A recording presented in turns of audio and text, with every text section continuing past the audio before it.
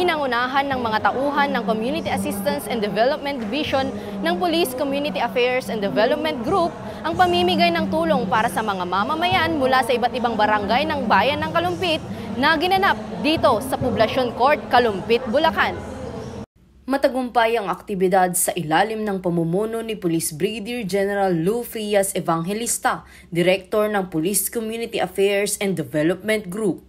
Sa mismong aktibidad ay pinangunahan ni Police Lieutenant Colonel Veronica P. Peñalosa, Officer in Charge Community Assistance and Development Division, katuwang ang mga tauhan ng Provincial Community Affairs and Development Unit, Bulacan Police Provincial Office, Kalumpit Municipal Police Station, at Regional Police Community Affairs and Development Unit 3 ang pamimigay ng mga food packs sa mga mamamayan ng naturang bayan. Isa po sa mga programa po ng ating pumbutihin Chief PNP, si General Benjamin C. Acorda Jr., ang community engagement o ito pong pagpunta po namin sa mga komunidad upang makipag-ugnayan.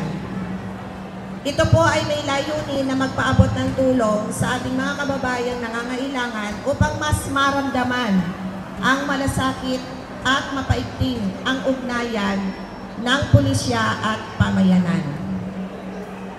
Ang Police Community Affairs and Development Group at ang buong pambansang pulisya ng Pilipinas ay kasangga po ninyo tungo sa pagkamit ng inyong mga hangarin at mithiin at sa pagkakaroon ng maayos, payapa at maunlad na komunidad tungo sa bagong Pilipinas.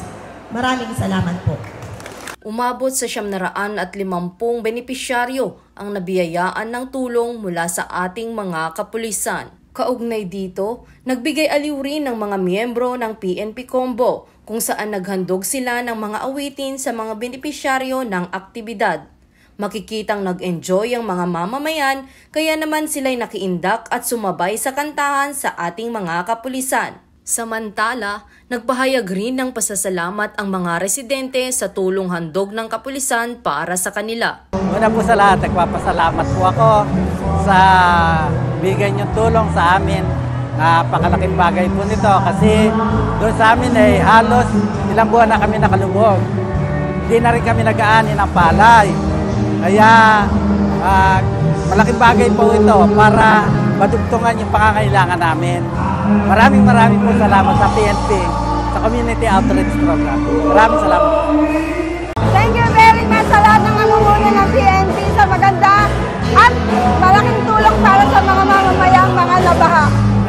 Sinisiguro ng pamunuan ng Police Community Affairs and Development Group na patuloy ang kanilang opisina sa pagbibigay ng tulong at serbisyo para sa mga mamamayan lalo na sa mga lubos na nangangailangan.